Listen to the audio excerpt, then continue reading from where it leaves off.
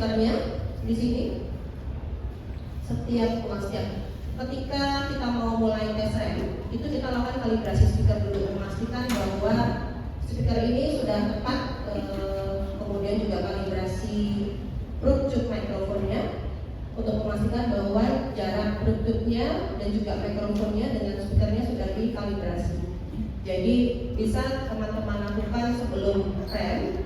Idealnya itu setiap pasien yang misalnya dia ada jeda, pasien satu selesai rem, kemudian di pasien yang berikutnya mau rem, selama speaker tidak berpindah, tidak bergeser, tidak perlu kalibrasi.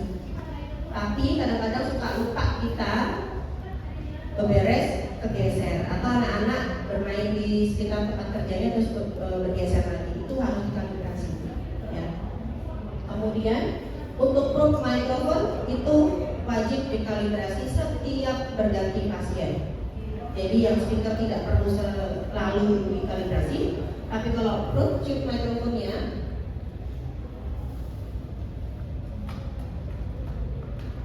tadi saya cas yang kebetulan yang saya bawa ini adalah yang wireless, jadi tidak menggunakan kabel lagi tersambung ke audio meternya. Ini chargernya. Nah ini mikrofonnya di sini. Ini probe tube-nya. Kalau kita mau kalibrasi probe tube-nya, ini kita harus letakkan di atas ini yang kecil, ya, yang kecil yang silver ini mikrofonnya. Jadi kita harus letakkan ujung tube-nya ini di atas si mikrofon, tidak menutup tapi tepat di atas, tidak melintang ya. Jadi harus tepat di atasnya. Ini on off-nya. Jadi kita kalibrasi itu selalu setiap berganti pasien, setiap mau dilakukan rem. Kalau speaker tidak perlu. Nah ini saya kebetulan lupa bawa otoscope, sorry.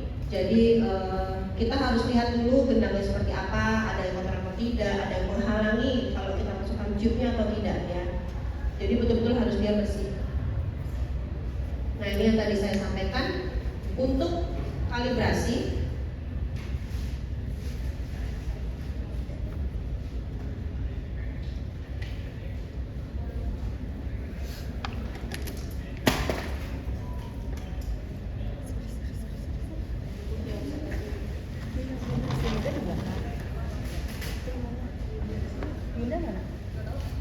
Kita coba kalibrasi speaker dulu ya sambil cerita.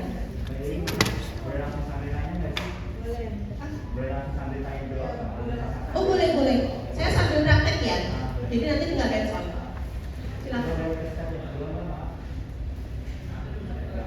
Di sini kan ditulis kalau misalnya tadi lagi bilang tidak ada halangan di yang telinganya. Kalau misalkan itu pakai dekorasi, apa itu apa tetap dilakukan apa ya? Ya. Apa efeknya nanti untuk kedengaran? Oke. Jadi prinsipnya ini agak berbeda dengan Vivano ya. Jadi tetap boleh dilakukan, tapi menjadi catatan kita bahwa hasilnya nanti tidak akan seperti yang ingat yang abu-abu kemarin panduannya. Baseline-nya itu seperti ini misalnya.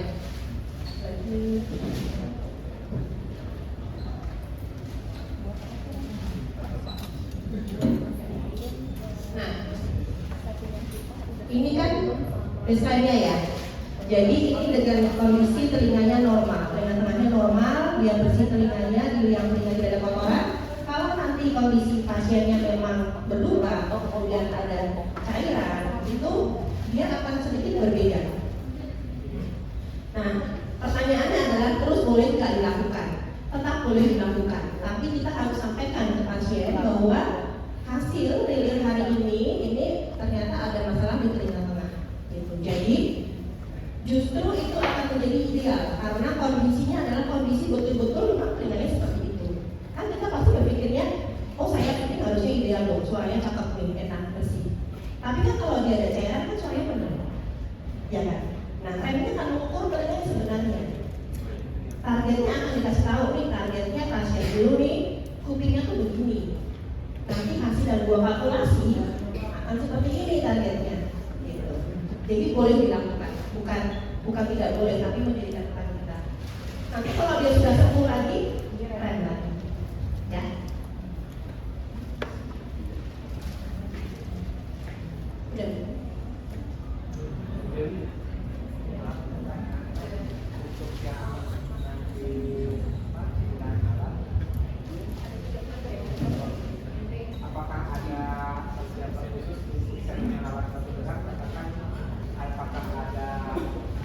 fitur-fitur tertentu yang harus aktif atau non aktif, ataupun ada programnya hanya salah satu diaktifkan atau boleh bebas saja? Mbak, Pertanyaan yang tulang tadi belum ya? Kalau kita Yang mau tulang tadi measurement untuk mengetahui editnya, tadi kan? setelah ketika alat dipakai ini apakah mencapai target rem atau tidak, apakah ada fitur ability yang kita bisa iya bisa tidak.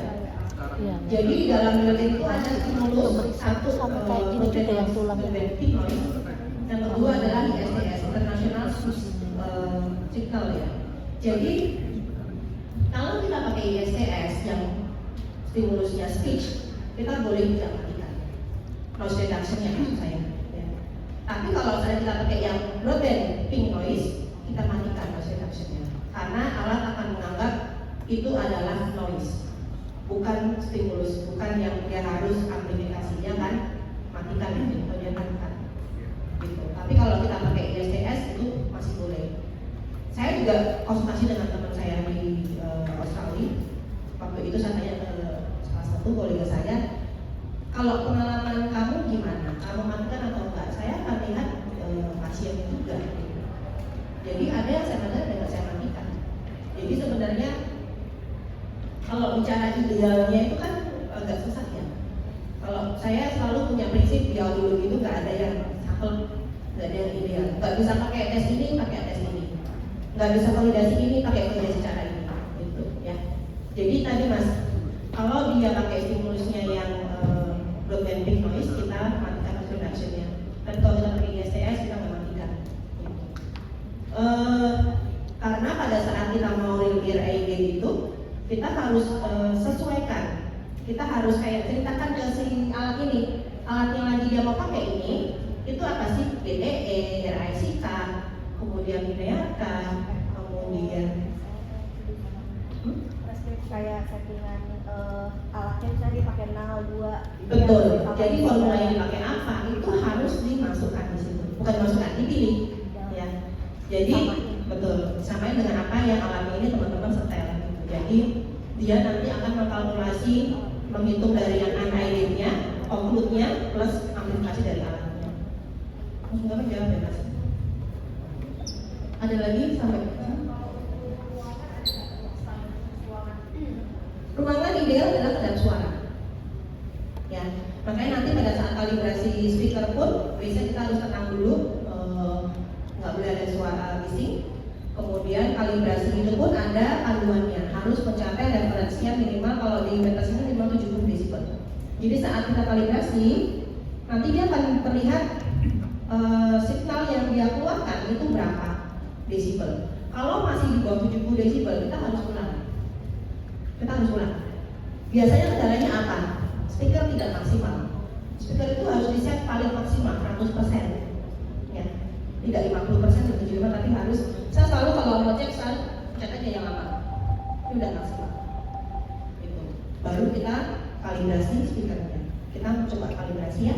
Jadi jangan ada suara dulu. Berarti speakernya boleh pakai speaker apa aja ya? Kalau bisa bawaan alatnya. Oh, bawaan alat. Betul. Karena speaker ini, pertanyaannya kadang gini, speaker ini suaranya dari mana sih? Dari audiometer. Jadi ini nyambungnya ke audiometer.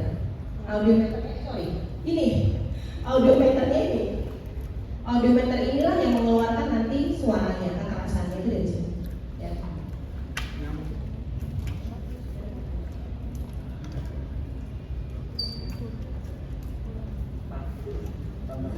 Kalau yang stimulusnya pakai stick, Nah ini kalau belum saya nyalakan, Bluetooth mikrofonnya atau mikrofonnya, speakernya belum mau nyala.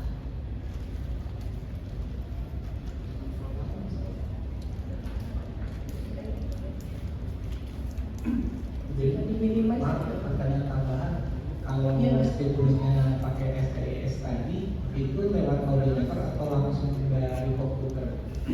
Di software RAM-nya Mas. Di software rem tadi tidak lewat audiometer? Enggak. Enggak. Khusus untuk yang kalau yang speaker, tadi yang lewat Speaker itu kan pertanyaannya, speaker itu sumber suaranya dari mana kan? sumber suaranya dari audiometer. Jadi nyambungnya ke audiometer. Yang speech berarti apakah lewat audiometer ke speaker atau langsung? Iya, di speaker. Munculnya nanti keluarnya ke speaker. Speakernya ngeluarin di STS-nya itu. Jadi beberapa kata-kata dari beberapa bahasa internasional itu jadi satu. Jadi nanti untuk alat presisi sendiri akan satu set antara rem, audiometer, dan atau kan bisa rem untuk dari speaker saja tanpa audiometer. Nggak bisa. Ya, karena dia butuh sumbernya dari mana. Sama kayak FFT. FFT sumbernya dari mana? Audiometer ya. Saya stop. Siap dulu ya, saya nggak bisa baca. Oh iya, bisa.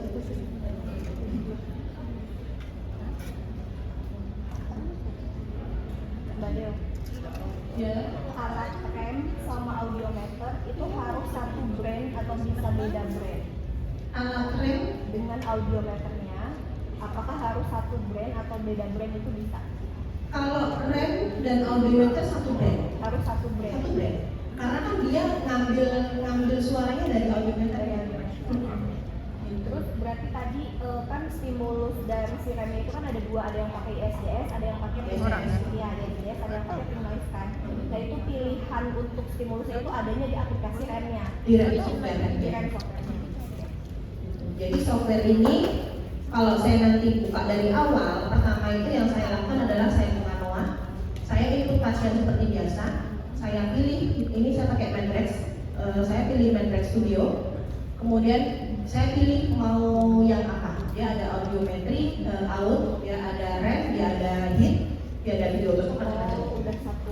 Ya, jadi satu platformnya dia punya beberapa. Tinggal kita pilih kita mau tes apa. Tinnitus pun dia juga di situ ada. Saya pertama klik audiometri dulu, saya masukkan nih, saya tes pasiennya, AC, BC, kalau perlu masking harus masking, plus wajib UCL atau LDL. Ya, jadi kita lakukan UCL kalau bisa tidak 4 saja, tapi 250 itu sampai 8 UCL. Oh, 250 sampai 8.000 UCL.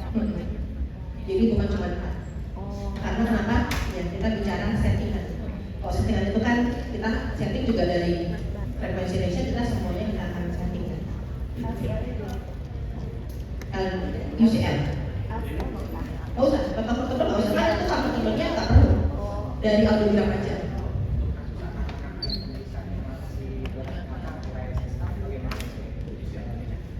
Boleh dimasukkan sesuai dengan SSR.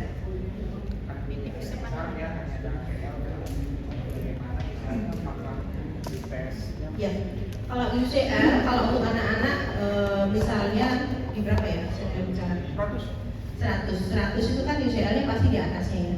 Kalau memang nggak bisa di situ ya nggak usah diinput nggak apa-apa. Karena 100 ini kan kalau kita lihat, saya harus balik ke itu ke audiometri.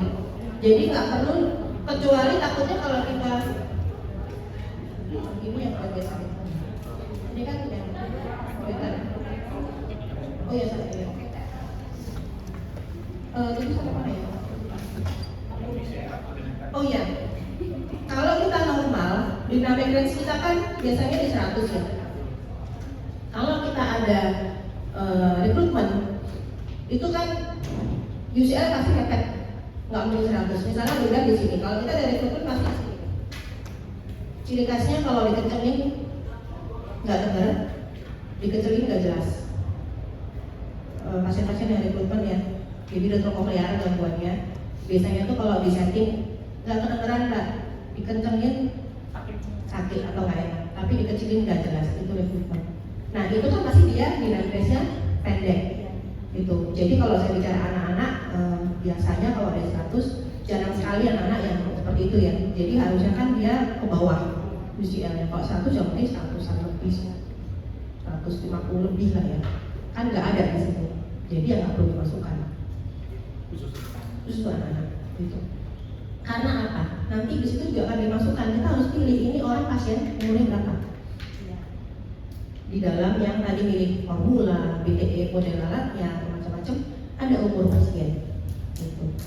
Frekuensi compression pastikan ketika mau melakukan apa Kompresi tidak ada masalah, tetap aktif boleh. hanya mungkin yang catatan kita supaya karena kan mungkin kalau kamu suka riset aktif pas pengetesannya nanti di nada tinggi ada tuh nggak ada untuk yang AID ini apa itu yang Tetap dong, tetap ada respon. Kita lihat video aja ya. Takutnya teman-teman juga jadi kelelapan. Oke, kita mau kalibrasi speaker. Sudah nyala. Kelihatan ya di sini. Di sini ada reference. Nah, di sini ada reference level ya. Ini masih 0 decibel. Nanti ketika kita nyalakan, dia akan bunyi suara noise. Nanti dia akan berjalan berapa desibel.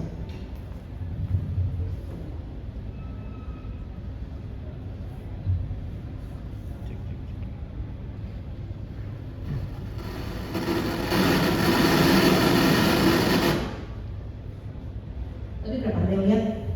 70 something. 70 lebih ya. Kadang-kadang kalau speakernya itu dia memproduksi suara yang terlalu keras, kadang-kadang dia ada problem kayak tadi. Jadi biasanya troubleshootnya saya akan matikan, saya nyalakan lagi. Tapi tetap Itu biasa kualitasnya terjadi. harus di maksimal. Harus speakernya. speaker maksimal 100%. Karena kita nanti ada pengukuran yang 80 desibel. Saya ulang lagi.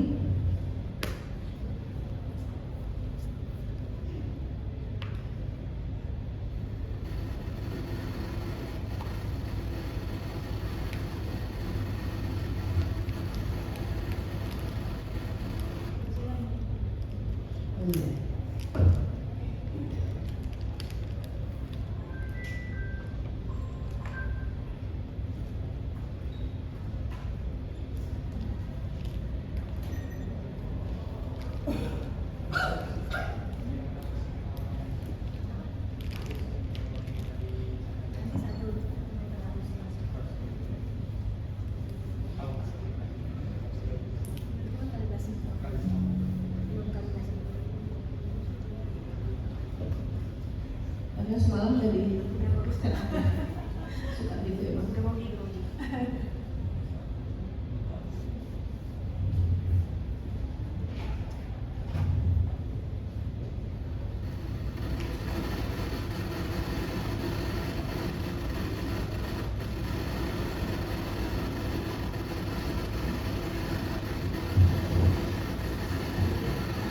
Ini masih 60-an terus ya.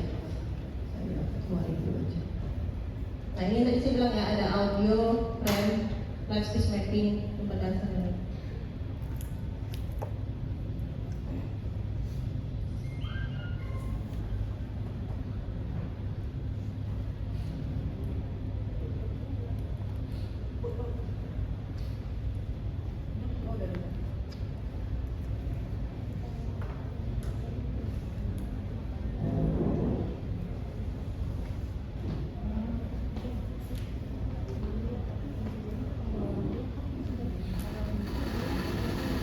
ini 70 lebih ya. Kalau saya ngomong jadi nambah 80. Ternyata nggak ada 70 ya.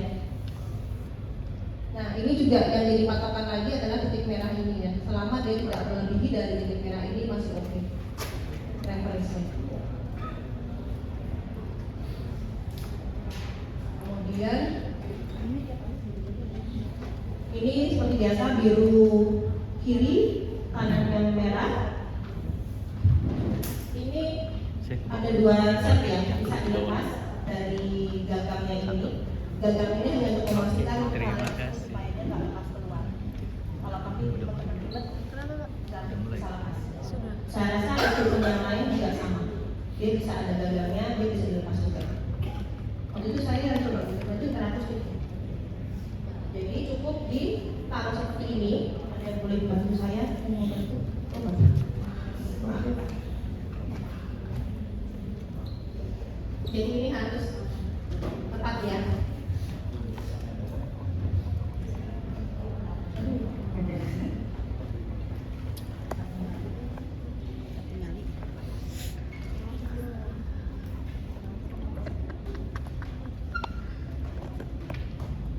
Nah ini bisa dipilih mau kiri atau kanan atau dua-duanya? Sama ya. Tadi speaker volumenya kan sudah mencapai reference level 70 lebih ya. Ini juga sama, reference levelnya harus 70 minimal. Aduh.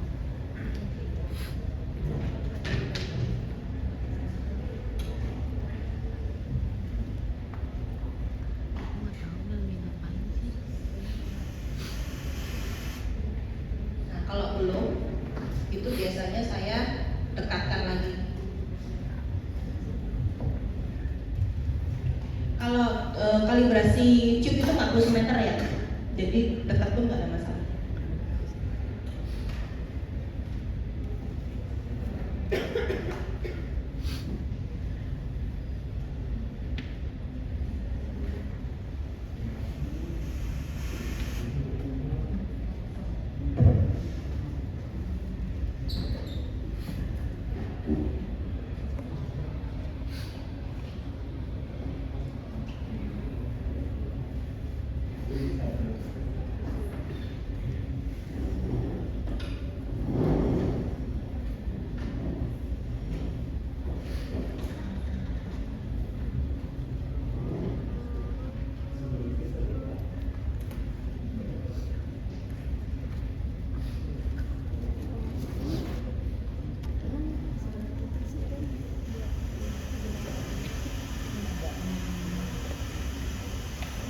Seberapa?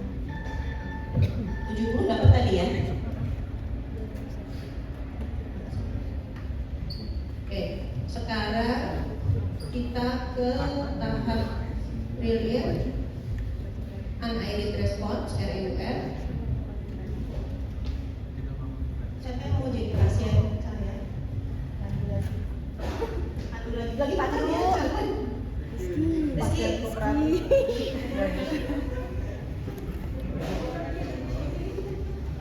Tadi udah bersih ya? Saya sudah bawa diskon, maaf. Lupa.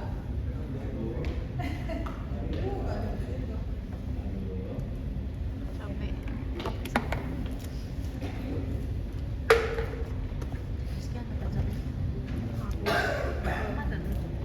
Masukin tube ini ya, itu sebelum alat dinyalakan atau cukup pada saat kita mau kalibrasi tube aja? Atau pas kita kalibrasi speaker juga ini udah harus dipasang? Enggak Pak, bebas. Kalau kalibrasi speaker kan nggak ada urusannya sama Nggak ada ini. urusan sama ini, Nggak ada. berarti pas mau Boleh, mau kalibrasi kalibrasi aja aja baru dipasang, dipasang. boleh. Oh. Ini kalau- Cuman harus sebelum kita pakai pasang.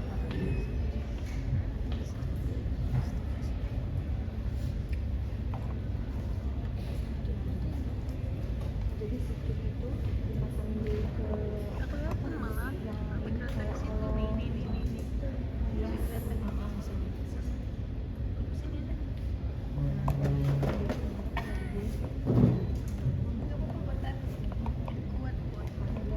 Nah ini untuk ngesetnya longgar ya. Jadi hitam karetnya itu untuk naik turunin. Iya.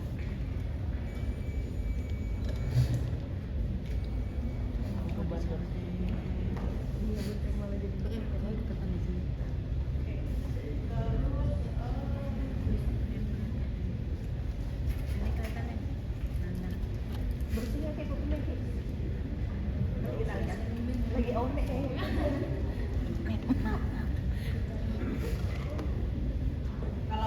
Kalau di luar ya, sebenarnya waktu di Jerman itu setiap pasien hebatnya dia ganti tube. Oh iya, kalau di Indonesia kan anti mubazir. Jadi Jawab ini aja. adalah konsepnya. Kuncinya sampai kalau saya tanya itu diganti. Iya. Jadi dia memang betul-betul ini karena depan pasien itu. Iya. Semangat ya.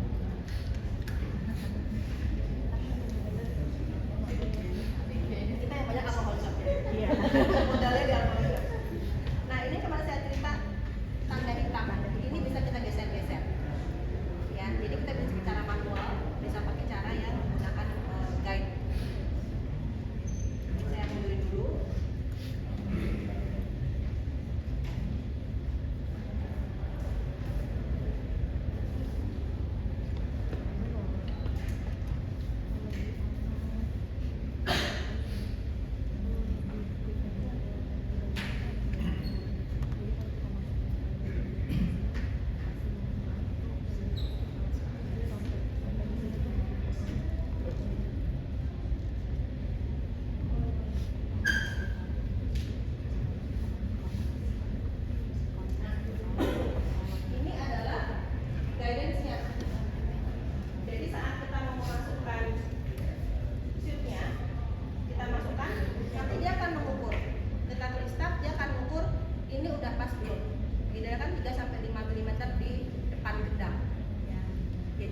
juga masukinnya ya, hati-hati pelan-pelan ya, takutnya kesodok itu kan ya.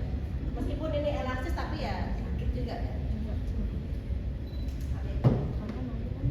Nggak ada dalam malu.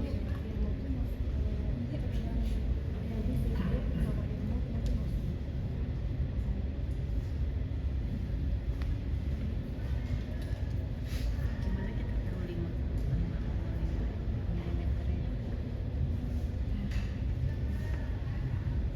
Ayo.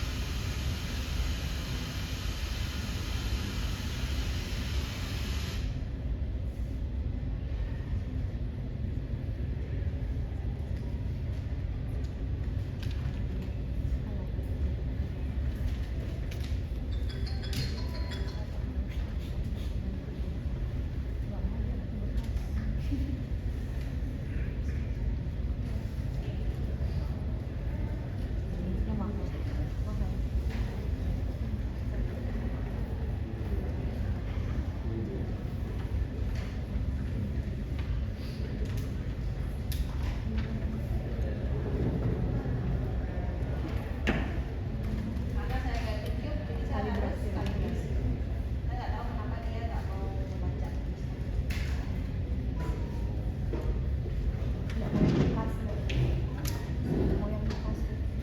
Ini dari kemarin.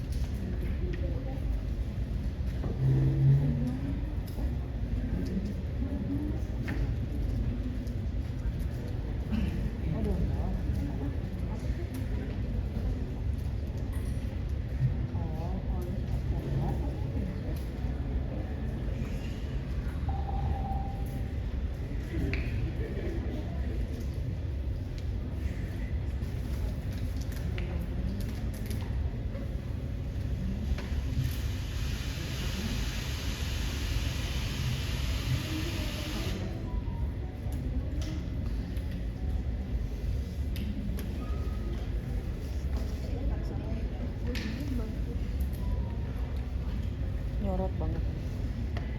Itu mau apa?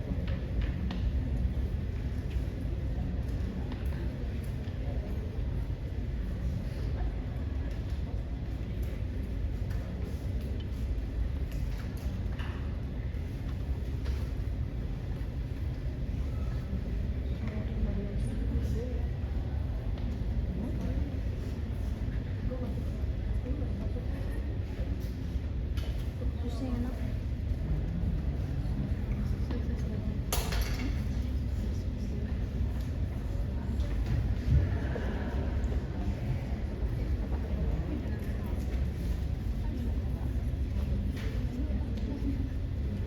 Udah makan.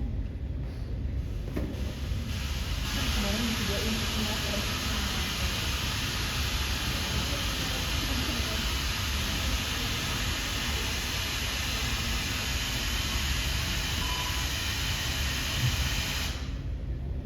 Udah bunyi kan? Udah bunyi dia udah mencapai target jaraknya ya. Sekarang yang kiri. Ada bisa bantu saya nggak? Coba aja boleh. Udah kiri dia.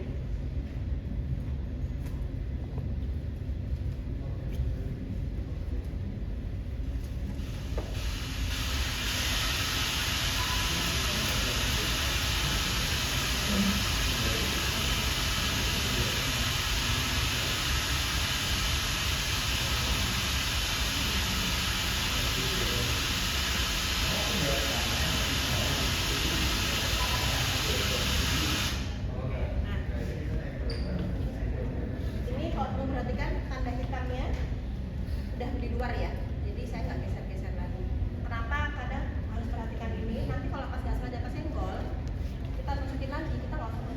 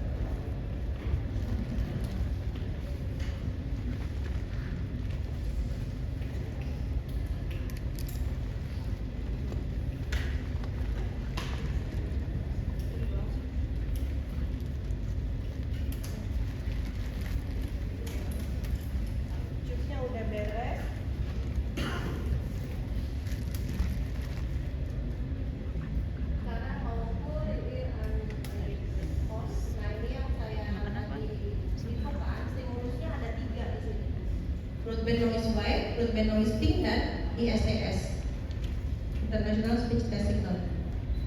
Jadi kalau untuk REUR ini kita pilihnya yang broadband noise pink. Kita mulai ya.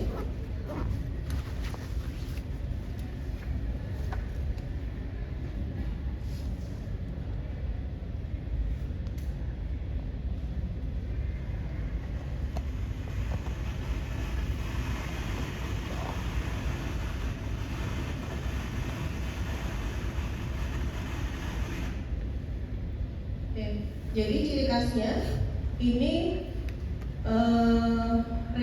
kalau dewasa tuh resonansinya di 2000-4000 tuh dia akan ada puncak naiknya di sini.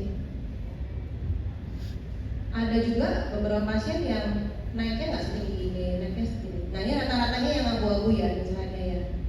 Jadi ini masih oke. Kalau kita lihat juga konfigurasinya dari sini ke sini masih mengikuti baseline. Setelah itu kita ke rear occlude. Nah, occlude ini berarti kita harus pasang entah receiver, entah ear dome, entah ear mode ke telinga pasien dengan alatnya dimatikan posisinya. Di sini baru kita akan mulai menggunakan ISTS.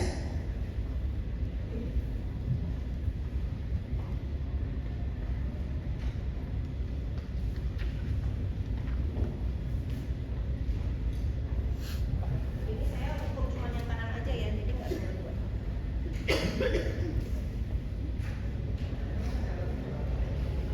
Alatnya kondisinya mati ya, belum dinyalakan. Kita hanya mengukur, tadi kita mengukur kanalnya tanpa input, terbuka, tidak tertutup. Sekarang kita mengukur dengan ditutup, namanya makanya reading occlude response.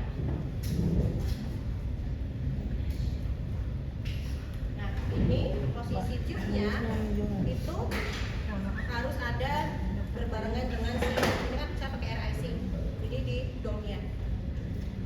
Catatan kita jangan sampai menekan tube-nya, jangan sampai ada kegencet ya, itu akan nanti berubah lagi ukurannya ya. Jadi kalau udah ingat di sini boleh dikeluarin, boleh kita masukin bareng. Bareng sama receivernya atau sama Dome-nya atau yang lainnya. di atas.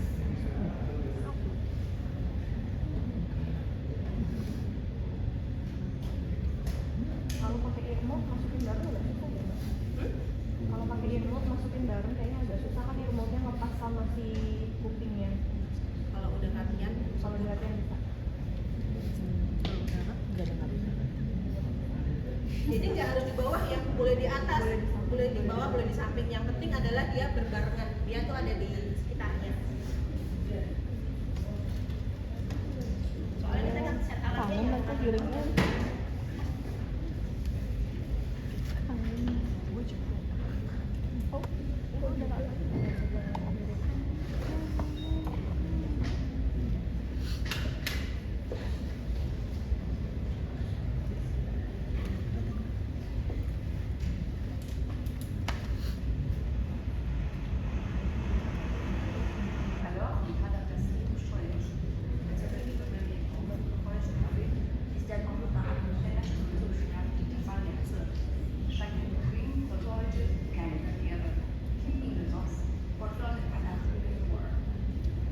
masih masuk di desainnya ya.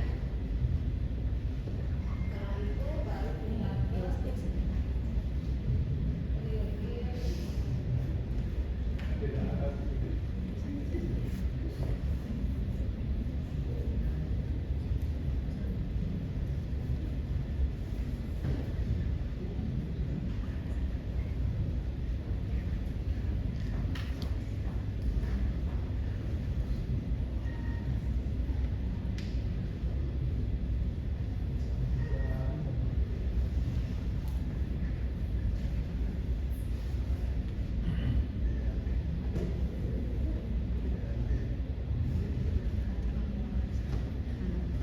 Nah ini kalau teman-teman lihat ada 3 grafik, kayak kurva.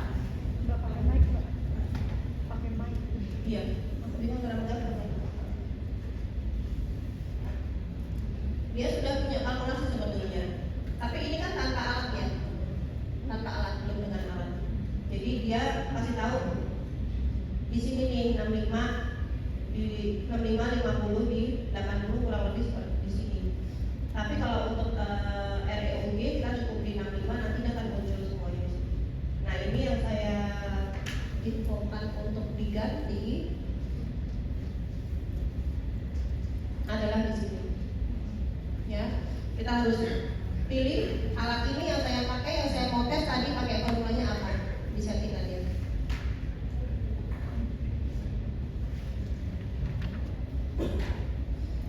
Gendernya kita harus pilih juga, ada experience oke lah, bisa normal kalau bahasa Indonesia tuh mau namanya loudspeaker udah, basic dilakukan, insight-nya saya mau cekkan aja.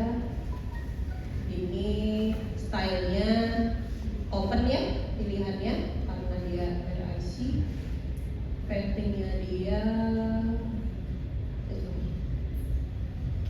Ini saya pakai dome-nya dia yang open.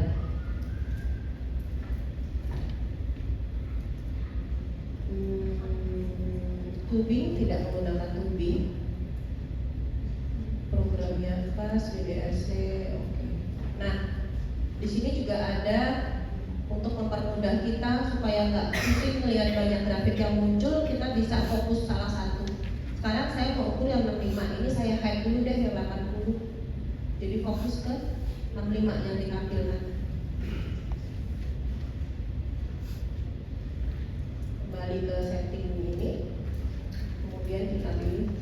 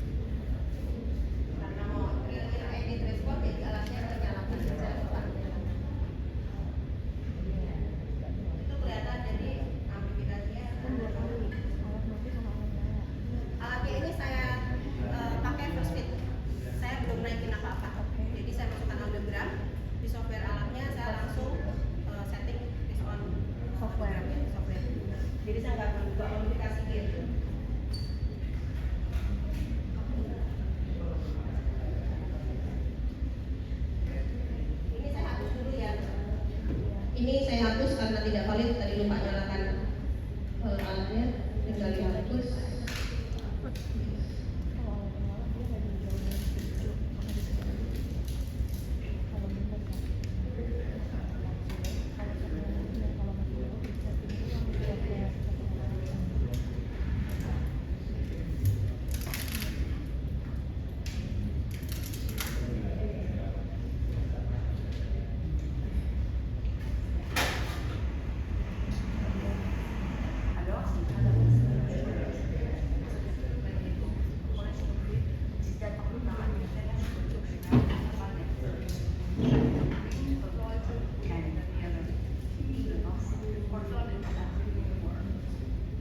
Abaikan yang sebelah kiri ya, karena kirinya ini tidak pakai alat, jadi abaikan. Kiri anggap nggak ada apa-apa. Oke, jadi kelihatan. Saya sekarang buka softwarenya.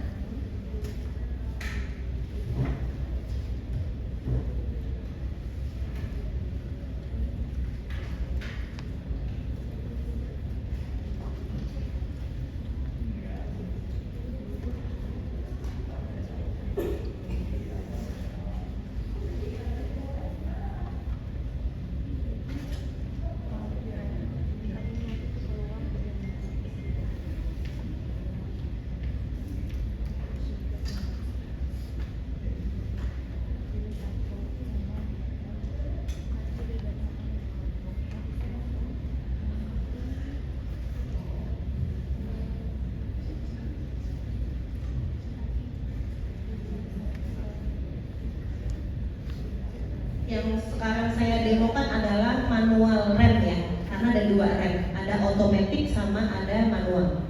Kalau manual itu kita akan mengukur rem tidak di dalam software alat bantu dengarnya, di programmingnya, tapi di luar.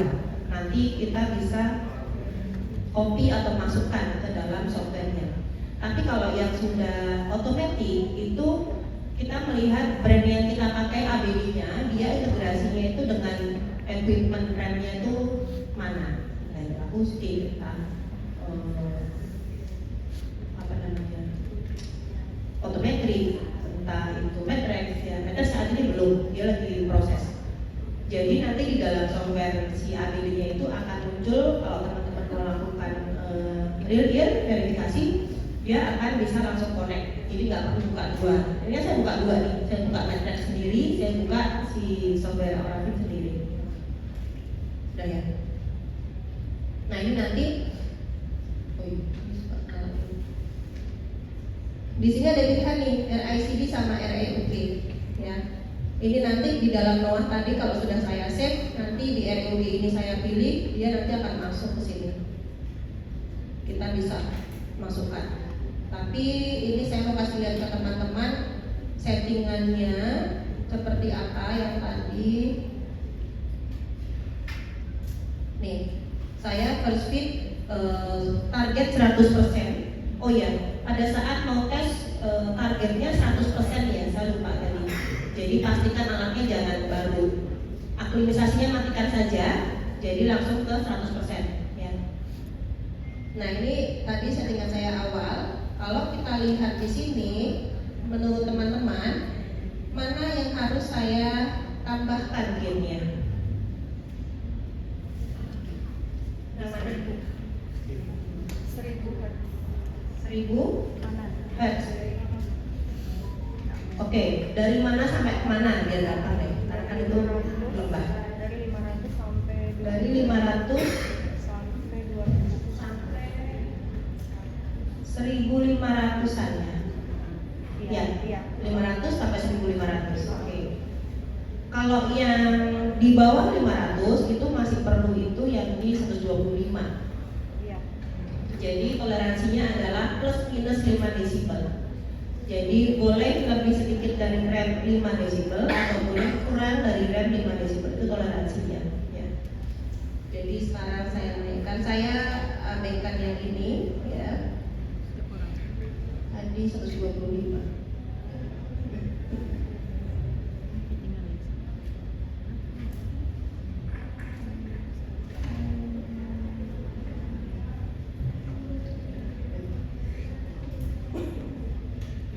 Kebetulan ini pakai yang 20 channel.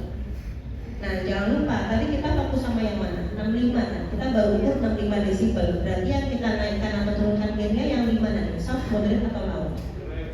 Moderate. Tadi 125 ya. Misalnya 70 nggak apa-apa. Saya dikit aja.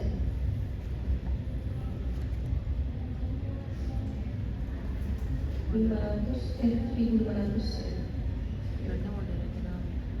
sampai 1500.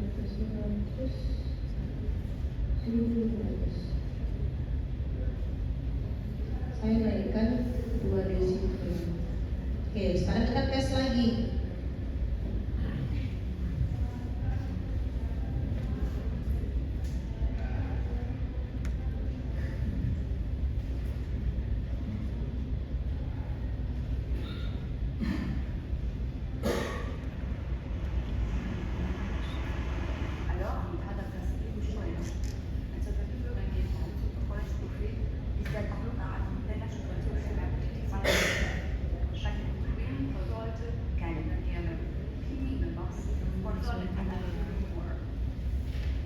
Ternyata kurang ya, jadi harus naikin lagi.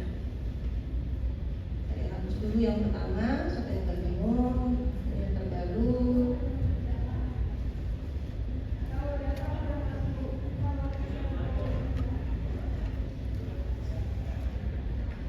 Ini yang kemarin di slide saya, apakah first fit pada fitting software alat itu sudah tepat atau belum? Kalau teman-teman lihat first fitnya kan di hijau ini ya. di hijau. Ini sudah melebihi dari yang hijau. Jadi kalau dibilang tepat tidak tepatnya sebenarnya untuk baseline kita bisa pakai Everspeed. Tapi kalau kita mau lebih akurat lagi, lebih tepat lagi, kita lakukan remnya.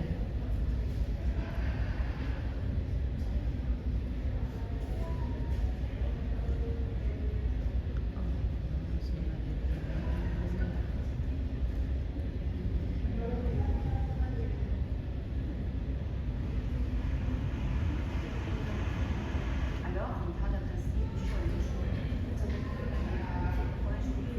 Ist der Bauername der Naturnationalen Defianze. Schrecken, Vergeude, keine Karriere. Fliegende Maus, Verfolgung an der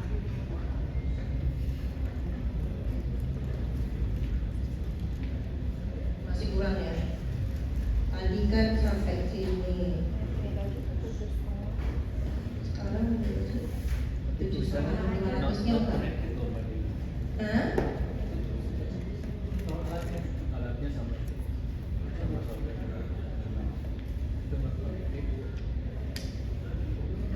Ki nggak kekencangan kan?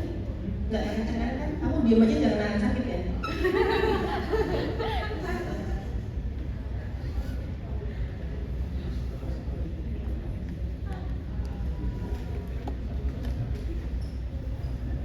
Iya, tadi alatnya udah connect ke softwarenya belum Badi? Iya, alatnya belum connect. Ah serius? Oke, sorry.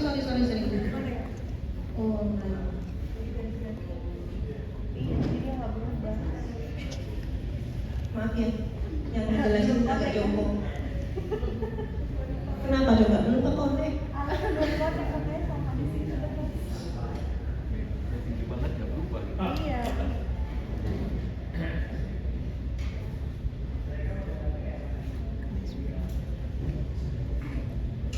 Saya ingatnya itu udah saya buka tadi. Ternyata saya pulangnya buka.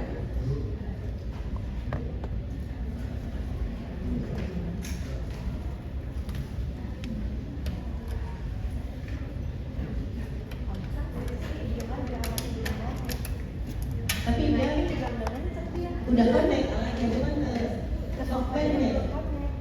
Tapi dia udah on. Iya, maksudnya pas alatnya dikencengin, ini nggak ngerasa kekencengan. Oh iya.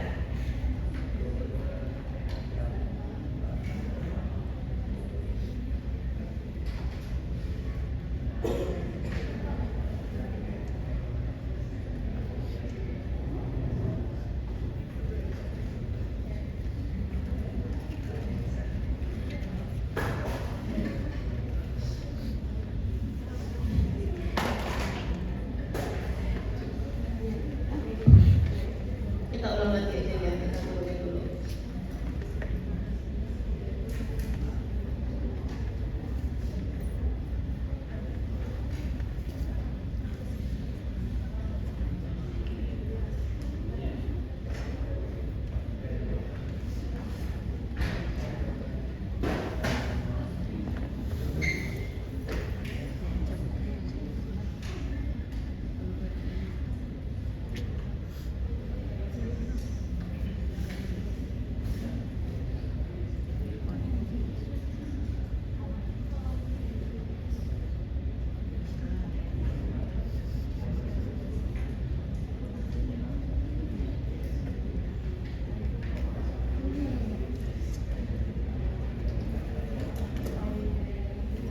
Ini saya balikin ke pursuit ya, saya jadi balikin ke target pursuitnya lagi untuk kita lihat seberapa banyak sih bedanya.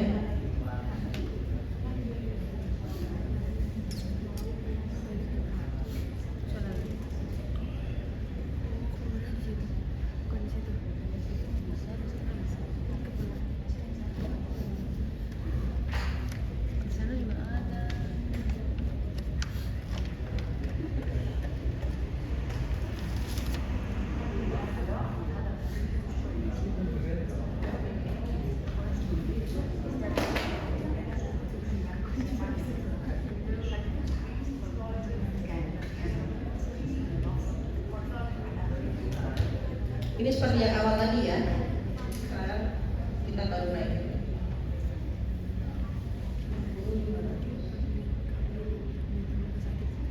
Aprili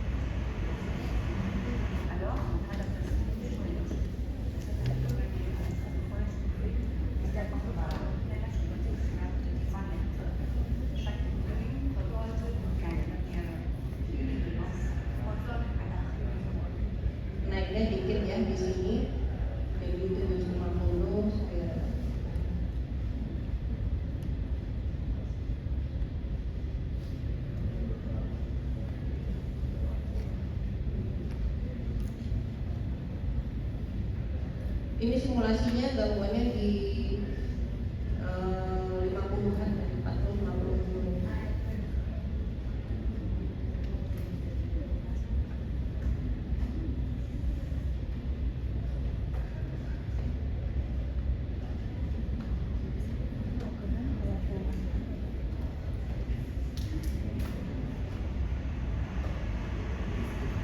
Alors, en cas d'interception,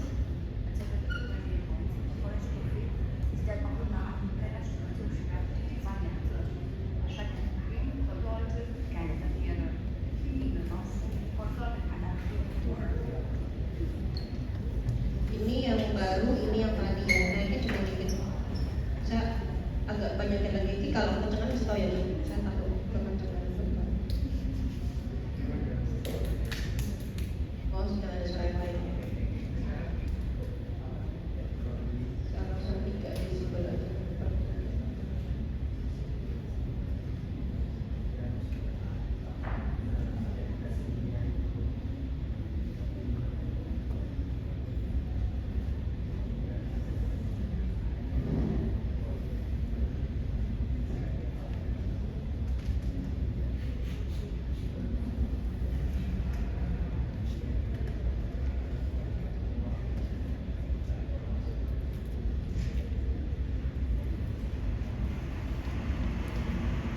Alors, en cas d'interception,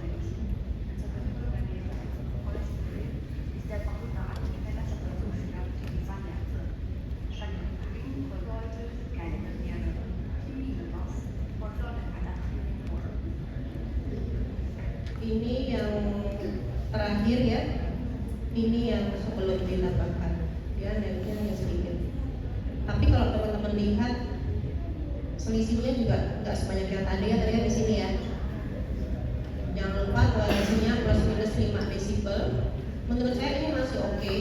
Kemudian yang kedua yang dilakukan apa? Validasi ke pasiennya. Jadi kita nggak bisa paksakan, wah ini enggak nih, ini belum nih, saya naikin lagi, nggak bisa. Jadi kita tanya juga, suaranya bagaimana Pak? Sudah nyaman atau belum? Suara saya seperti apa? Dari belakang bagaimana? Suaranya terlalu tajam atau tidak? Itu kita harus tanyakan ke pasien. Kalau sudah toleransi 5 desibelan sudah tercapai dan pasien oke, boleh teman-teman kalau mau idealis nih ya, idealis lagi. Saya mau iseng tambahin dikit Pak, saya coba lagi deketin lagi ya Pak, biar lebih enak alatnya. Boleh. Itu ya. Jadi ini tadi yang pertama.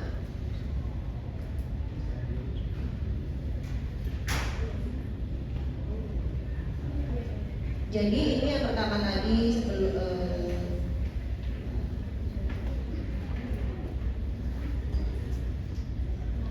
nih awalnya yang ini yang sebelum dinaikkan dia drop di situ, kemudian setelah dinaikkan pelan-pelan di sini ini yang paling mendekati ya. Jadi yang ini saya akan hapus karena waktunya sudah mau pindah ke hit. Saya percepat aja. Kemudian teman-teman bisa lakukan ke 50 desibel dan 80 desibel. Prinsipnya semua sama prosedurnya ya. Nanti ini dipindahkan, ini untuk setting ke 50. Kemudian kita lakukan hal yang sama. Kemudian kalau misalnya dropnya dia jauh lagi atau dia over amplifikasi, kita kembali lagi ke softwarenya, kita setting lihat mana yang over atau mana yang under. Kemudian setelah 50 dikerjakan, 80 dikerjakan,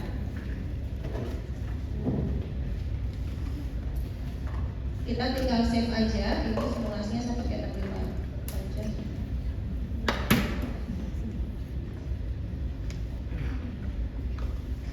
Saya save dulu.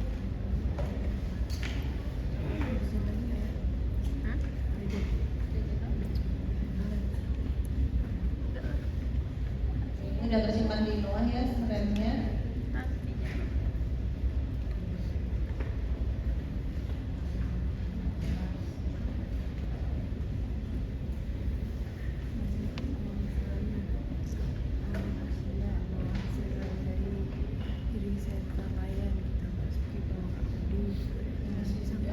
saya mau share aja satu case pasien saya. Nah ini tadi sempat Mbak Christine sampaikan ya, validasinya bisa apa aja. Jadi betul bahwa pada saat tes review itu tetap harus ada validasi dari orang tua dan juga terapisnya. Nah ini ada beberapa yang bisa dipakai. Sebenarnya tidak ada patokan harus pakai yang mana. Banyak sekali pilihannya. Saya bisa share ke teman-teman dari usia balita sampai usia remaja. Itu pilihan opsi kuesionernya apa aja, itu banyak macamnya. Jadi yang di Indonesia sendiri belum ada patokan ya, seperti kemarin pada saat seminar. Nah ini contoh satu pasien saya. Si bapak ini umur 75 tahun, menggunakan ABD 2 telinga, bukan mereknya Phonak Audio, RIC, sejak Mei 2023. Ini hasilnya setelah saya rem. Kemudian saat di tempat nyaman, tapi tetap saya akan pantau, saya lakukan validasi dengan komunikasi ke pasien. Gimana Pak hari ini Pak? Ini jawaban beliau. Masih coba dirasain Mbak Dewi. Kalau nonton TV, dengar yang diomongin lebih jelas. Tapi suara kipas angin atau suara motor atau mobil depan rumah atau pesawat cukup mengganggu, agak gemuruh. Dari engsel pintu atau kresek bungkusan kertas di tangan juga terasa banget. Suara gemuruh kipas angin atau motor, terutama kalau saya lagi buka YouTube dan dalam kondisi tersambung dengan HP lewat Bluetooth. Saya nggak buru-buru minta dia datang untuk adjust karena dia butuh adaptasi. Jadi saya bilang Bapak, saya coba 1 minggu ya, Bapak rasakan dulu. Nanti tetap kabarin ke saya apapun hasilnya setiap hari. Di hari kedua, salam Mbak Dewi, kalau volume di hearing saya turunkan sampai 3 atau 4 level, nggak ada masalah lagi. Dipakai telepon dengan Bluetooth juga sepertinya masih oke. Belum tahu. Ini ada terakhir sih nggak ada masalah. Jadi dia nggak kembali lagi. Yang saya mau saya highlight di sini adalah beliau menurunkan volume 3 sampai 4 level. Logikanya berarti turun nggak? Ya, turun. Nah itu saya bilang. Rem itu memverifikasi, tapi kenyamanan kembali ke pasien. Ya. Sampai sini ada pertanyaan?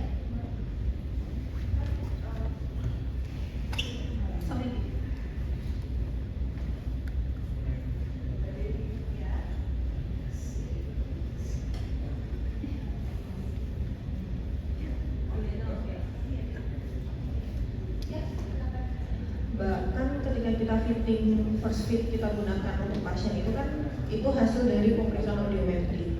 Terus ternyata seperti tadi udah di rem ternyata ada perbedaan dari first fit dari alat dan hasil remnya. Apa yang membuat akhirnya kok jadi beda? Kenapa kok first fitnya sama hasil remnya itu kok bisa beda gitu? Terima kasih pertanyaannya. Masih ingat first fit itu tuh dari mana sih ngitungnya? Kok di software ada first fit? Dari mana sih brand ini punya angka first fitnya sekian? Audiogram. Bukan. Posisi. First fit itu didapat dari si brand ini memakai rem, dia mengukur remnya dari sekian banyak orang. Diambillah rata-ratanya. Namanya rata-rata, kuping A, kuping B, kuping C kan berbeda ya. Tapi dia ambil rata-ratanya. Nah, tadi yang kita lihat kan yang abu-abu, terus Rizky naikkan dari 2000-nya, melebihi dari abu-abu. Itu ukuran remnya dia. Sama halnya dengan pasien ini. Kalau udah dapat pasien nih, udah di first fit, dapatnya tuh remnya langsung dapat. Ya berarti kuping dia sama kayak rata-rata ini orang. Jadi makanya rem itu dibilang personalized. Jadi betul-betul kuping si orang. Makanya yang diukur adalah tadi itu bagaimana kondisi tindak telinganya, jarak ke telinganya, dan juga remote. Kenapa remote juga diukur? Karena kita mau tahu, dia mau tahu yang ideal yang bagus settingan itu adalah kalau remote-nya itu ujungnya mendekati gendang telinga. Semakin itu dalam, semakin bagus suaranya. Ya, jadi jangan bikin remote yang ujungnya itu sempit gitu ya. Itu dia butuh banyak amplifikasi gede untuk gendang telinga. Jadi kan ukur itu juga. Gitu. Makanya kalau ditanya kok beda ya karena itulah kuping si pasien. Karakteristiknya seperti itu. Kalau dilalah di tes kok remnya nggak beda dengan first fit ya berarti kupingnya memang rata-rata orang ini dapat ya? Gitu ya. Lagi mau tanya.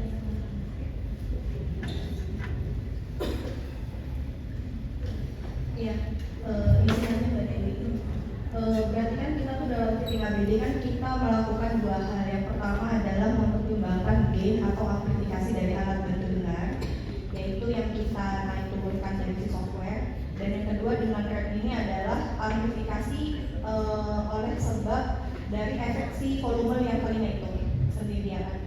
Nah, pertanyaannya, kalau misalnya amplifier dari alat bantu dengarnya itu melemah, kita kan udah tahu ya. Nah, terus kita rem. Nah, itu gimana? Ya, thank you.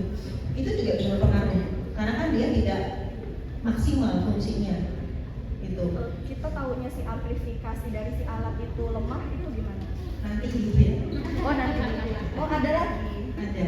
Oh, Jadi iya. di instrumen box atau di instrumen tes itu mengukur performance-nya. Kita mau lihat amplinya lemah nggak, distorsinya bagaimana, kemudian apa lagi ya Pak? Pull on gain-nya itu sesuai. Makanya kita akan membandingkan dari kita ukur dengan hitbox ini dengan datasheet dia masih align nggak, masih sesuai nggak? Misalnya distortionnya 1% misalnya ya Pak ya. Ternyata ketika dites 5%, berarti alatnya udah nggak bagus performance-nya. Ini bising nih di dalamnya. Itu pakai hit. Jadi yaitu satu kesatuan. Kalau kita merasa oh ini nggak ngangkat sih gainnya ya, dan itu kita cek pakai hit. Biasanya hit itu dengan rem biasanya ya dia jadi satu ke alat itu kan ya. Ada yang terpisah, ada yang jadi satu alat. Semoga menjawab ya. Ada lagi yang lain? Oh ini. Masih ada yang lain? Korban. Saya mau nanya Pak, kan atau benar ini kan di rem. Dia validasinya itu bisa melalui FFT atau FFT ini? Bisa. Kalau misalnya FFT nya itu masih belum masuk ke badan itu bagaimana?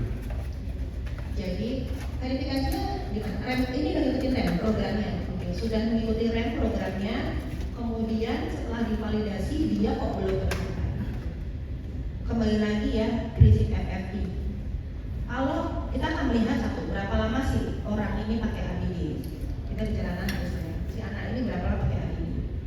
Kemarin saya sempat bahas anak-anak yang di rumah tidak pernah diajarin deteksi dini bunyi atau awareness bunyi. Di FFT itu dia nggak ngerti harus ngapain.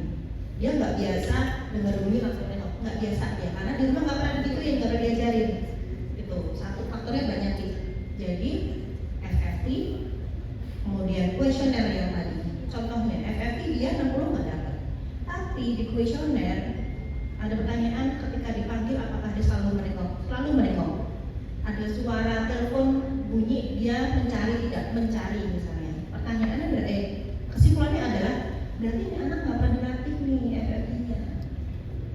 Sebenarnya secara behaviornya sehari-harinya dia dengar segitu. Berarti saya pernah FFT pasien sudah pakai alat lama, tingginya nggak dapat 2000. Dia dapat tapi nggak sesuai harapan ya, dia masih di 80. Saya kasih PR Bu. Kalau di rumah ada pianika, mainin pianikanya yang frekuensinya nadanya tinggi. Kasih tahu dia, Ibu pencet alat ini bunyinya seperti ini. Setelah itu jangan kasih lihat. Dia masih nangkep nggak bunyi itu. Dia sering latihan. Setelah berapa bulan dia balik, dia dapat 2000. Jadi kalau anak ini jarang dikenalin bunyi-bunyi yang seperti itu, jarang dikasih tahu kalau bunyi ini kamu harus nengok atau kamu harus kasih tahu ya itu lumayan gitu, anak juga nggak tahu harus ngapain dia FFT-nya. Gitu. Jadi FFT dan validasi kuesioner itu dan tanya jawab dengan orang tua itu satu kesatuan. Kita nggak bisa lihat pure FFT kok. Jawab itu. Soalnya udah nggak ada ya karena sesinya udah ke sesi hit. Mungkin boleh hit dulu, baru teman-teman praktek ya ngerjain sendiri kalau mau coba. Ya. Thank you. Oh iya, tadi. Oke, untuk kalau pas saya kedua, apa namanya? Untuk rem ini kan validasi ABD. Nah, validasi buat validasi ABD. Nah, apakah apa ya maksudnya ini? Kan tidak semua data center itu punya rem dan tidak semua data center melakukan rem. Nah, kita pakai basic dan paling